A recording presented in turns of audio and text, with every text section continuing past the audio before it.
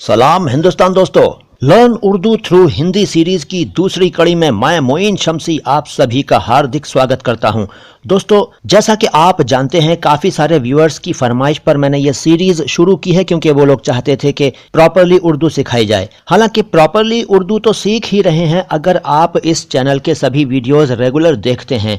110 से ज़्यादा वीडियोस मौजूद हैं इस चैनल पर और मेरे दूसरे चैनलों अल्फाज आवाज़ अंदाज और नो बकवास बातें खास के भी वीडियोस मिला लें तो 200 से ज़्यादा वीडियोस अभी तक मेरे YouTube पर आ चुके हैं और लगातार आते जा रहे हैं।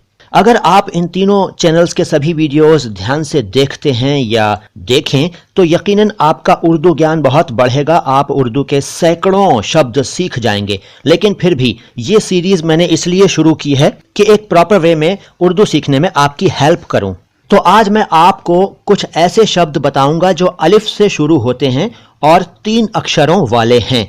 लेकिन इन शब्दों में खास बात यह है कि जब हम इन शब्दों को लिखते हैं तो इनमें आए हुए अक्षर आपस में मिलते नहीं, यानी कि उनकी शक्लें नहीं बदलती। इस बात को और खोलकर समझाता हूं। देखिए, जब हम उर्दू लिखते हैं तो कई बार ऐसा होता है कि कुछ शब्दों में एक या एक से अधिक अक्षर अपना रूप बदल लेता है, या वो कट जाता है, या उसका थोड़ा सा फेस चेंज हो जाता है और वो दूसरे अक्षर के साथ मिल जाता है। तो उन शब्दों की बात मैं बाद में करूंगा। फिलहाल मैं आपको ऐसे शब्द बता रहा हूं जिनमें अक्षरों का रूप वही रहता है। ऐसा इसलिए कर रहा हूं ताकि आप अक्षरों को पहचानते भी रहें और आपको उर्दू सीखने में बोरियत महसूस ना हो। इसके बाद मैं 4 अक्षरों वाले ऐसे शब्द लूंगा जिनमें अक्षरों का रूप नहीं बदलता है। फिर मैं 5 अक्षरों वाले ऐसे शब्द लूंगा। बहरहाल ये सिलसिला चलता रहेगा। तो फिलहाल मैं बात कर रहा था 3 अक्षरों वाले ऐसे शब्दों की जो अलिफ से शुरू होते हैं लेकिन उनकी शक्ल नहीं बदलती। लेकिन हाँ, एक बात मुझे और याद आ गई, बता देता हूं। देखिए, मैंने पिछली बार भी आपसे कहा था, आज भी कह रहा हूं कि हमारे इस चैनल के वीडियो नंबर 80 और 81 को जरूर देखिए। उनमें अक्षरों के बारे में बताया गया है हिंदी के माध्यम से, यानी हिंदी के अक्षरों को यानी वर्णों को उर्दू में क्या कहते हैं, कैसे लिखते हैं, या उर्दू में उनकी जगह क्या अक्षर हैं और उनके नाम क्या हैं। ये मैंने एपिसोड नंबर 80 और 81 में बताया है। इन दोनों के लिंक्स आपको डिस्क्रिप्शन में मिल जाएंगे। और इसके अलावा इस सीरीज का यानी कि लर्न उर्दू थ्रू हिंदी का एपिसोड नंबर 1 भी जरूर देखिएगा। और आज भी कुछ आपको होमवर्क दूंगा, थोड़ा सा, ज्यादा नहीं। तो चलिए बात शब्दों की। सबसे पहले एक बड़ा ही पवित्र शब्द लेते हैं, ओम। ओम जो है, इसमें अलिफ, वाव और मीम का इस्तेमाल होता है और इनको एज इट इज लिख देने से ओम बन जाता है, अलिफ वाव मीम। इसी तरह से और है, और इसमें भी अलिफ वाव और रे, और बन गया। फिर अरब है, अरब। ये वो अरब नहीं है जो आप सऊदी अरब समझते हो या कुछ, ये इकाई दहाई वाला अरब है, यानी संख्या वाला। तो इसमें भी अलिफ, रे और बे लिख दिया आपने, बन गया अरब। इसके बाद 5 शब्द देखिए, ओट, ओस, ओज, ऊन, अवन। ओट में अलिफ वाव आपने पहचान ही लिया है और फिर है टे, ओट। और ओस में अलिफ वाव तो है ही और फिर सीन है, ओस। ओज में अलिफ वाव जीम है, जीम। ओज क्या होता है? देखिए, हिंदी का शब्द है ओज। वह है ना एक प्रार्थना, वीर्यम असि वीर्य मय धेहि, ओजो असि ओजो मय धेहि, है ना? तो वही ओज। और ऊन, ऊन आप जानते हैं, इसमें अलिफ वाव और नून। यहां थोड़ा सा ध्यान रखिए कि अलिफ के ऊपर पेश लगा दीजिए, वरना वो ओन बन जाएगा, ओन। ओन और पेश लगा देंगे तो ऊन यानी वुल। इसके बाद अवन, अलिफ पर जबर लगा देंगे, वाव पर जबर लगा देंगे और नून लिख देंगे।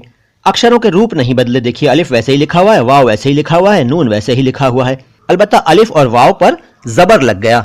अब 5 शब्द और लेते हैं। देखिए, अदन, ऊब, अरुण, उरद और उड़द। अदन, अदन बड़ा सिंपल है, अलिफ पर जबर लगा दीजिए, दाल पर जबर लगा दीजिए और नून लिख दीजिए। और हाँ, अगर आप ऊपर ये जो निशान है जबर वगैरह, पेश वगैरह, ये नहीं लगाएंगे तब भी चलता है, लेकिन शुरुआती तौर पर आपको ये सीखना चाहिए, वरना कुछ कंफ्यूजन हो जाएगा। इसलिए जब मैं आपको बताऊं कि कहाँ जबर, जेर या पेश लगाना है तो आप उसको ध्यान से सुने और फॉलो करें। जो नहीं जानते हैं उनको बता दूं कि ये कुछ निशान हैं जो कि साउंड्स क्रिएट करते हैं। इनके बारे में मैं बता चुका हूं एपिसोड नंबर 80-81 में। तो अदन, अदन के बाद ऊब, अलिफ पर पेश लगा दीजिए, वाव लिख दीजिए और बे, ऊब। अरुण, सिंपल है, अलिफ, रे, नून और रे के ऊपर पेश। उरद, अलिफ पर पेश, रे और दाल। कुछ लोग इसे उड़द भी कहते हैं, तो उड़द लिखने के लिए रे हटाकर रे लगा दीजिए, उड़द। और हाँ, अगर आप उरद को उर्द कहना चाहें तो भी ठीक है, उर्द कहलाएगा ये। अगर उर्द और उरद के बारे में ज्यादा बताऊं तो आप कंफ्यूज्ड हो जाएंगे। इसमें यह है कि उर्द लिखने के लिए रे के ऊपर एक छोटा सा निशान लगाया जाता है और उरद लिखने के लिए रे के ऊपर जबर लगाया जाता है। बस उस निशान का फर्क है, जबर का फर्क है, वरना तो दोनों ही शब्द एक तरह से ही लिखे जाते हैं। पेश अलिफ पर दोनों में लगता है। तो उर्द भी यही है, उरद भी यही है। ज्यादा निशान नहीं बता रहा हूं अभी, क्योंकि इनिशियल स्टेज है, शुरुआत है, ज्यादा लोड नहीं दूंगा आप पर। तो उर्द या उरद और उड़द, उड़द में बीच में अलिफ और दाल के बीच में ळे, ळे, ला, उड़द। इसके बाद 5 शब्द और देखिए, उदय, उड़स, आरा, आरी, आड़ा। उदय अलिफ पर पेश, दाल और बड़ी ये, उदय। और उड़स, उड़स ना आप जानते हैं हिंदी का शब्द है। उड़स में अलिफ पर पेश, रे और सीन। कुछ लोगों को ये रे और रे में प्रॉब्लम होती है, तो उनके लिए मैं रे और रे वाला यानी र और ड़ा वाला वीडियो बना चुका हूं, बल्कि 1 से ज्यादा वीडियोस हैं इसी चैनल पर, देख लीजिएगा। उड़स और फिर आरा, अलिफ पर मद लगा दिया, मद, मद के बारे में बता चुका हूं आपको पिछली मुलाकातों में। ये साउंड को लंबा करता है, अ को आ बनाता है। तो आरा, अलिफ पर मद, रे और अलिफ।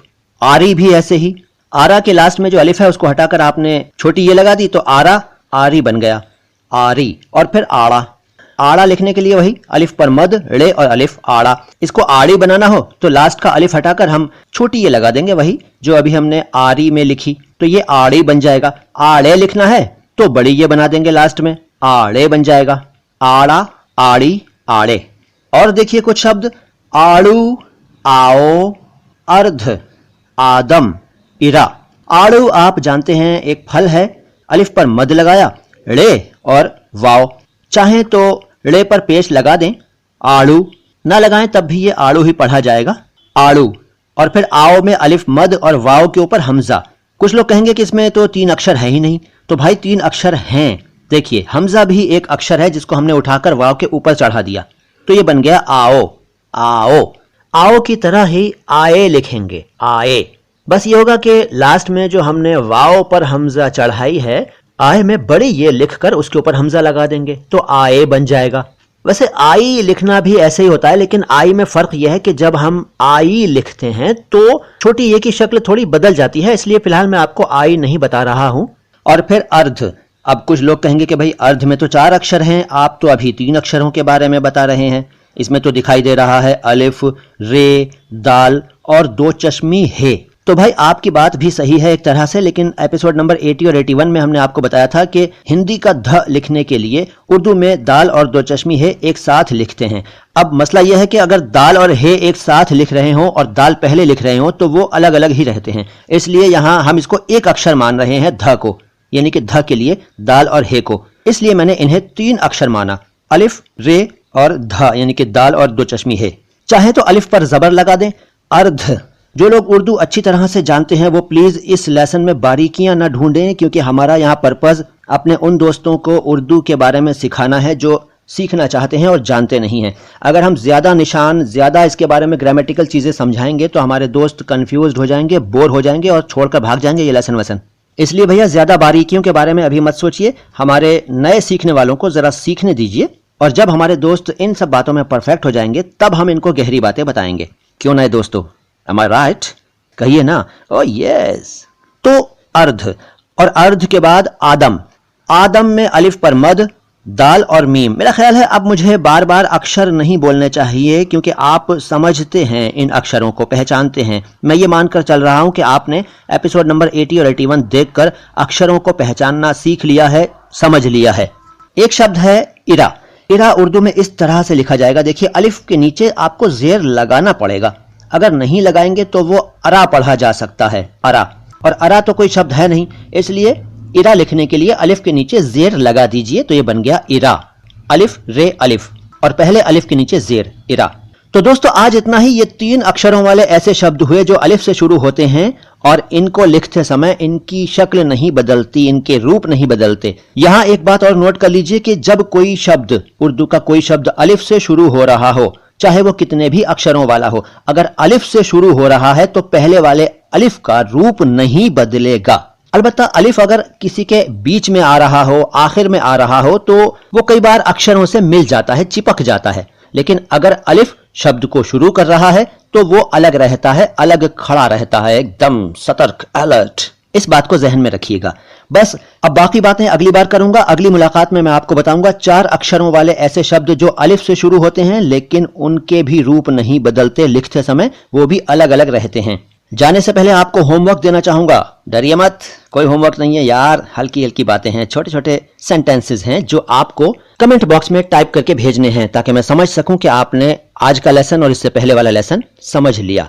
तो आज मैं आपको जो सेंटेंसेस दूंगा उनमें शब्द जो इस्तेमाल किए गए हैं वो आज की मुलाकात में बताए हुए शब्द हैं और पिछली मुलाकात में बताए हुए शब्द हैं। इस तरह से हर मुलाकात में पिछले सारे एपिसोड्स के शब्दों को शामिल करके मैं कुछ सेंटेंसेस आपको देता रहूंगा जो आप उर्दू में टाइप करके मुझे भेजा करेंगे, अगर चाहेंगे तो। कोई जबरदस्ती नहीं है। तो होमवर्क नोट कीजिए। अरुण या अरुण उठ। दूसरा सेंटेंस, इरा अब आओ। तीसरा, इट इज आड़ू। चौथा, उफ अब आ।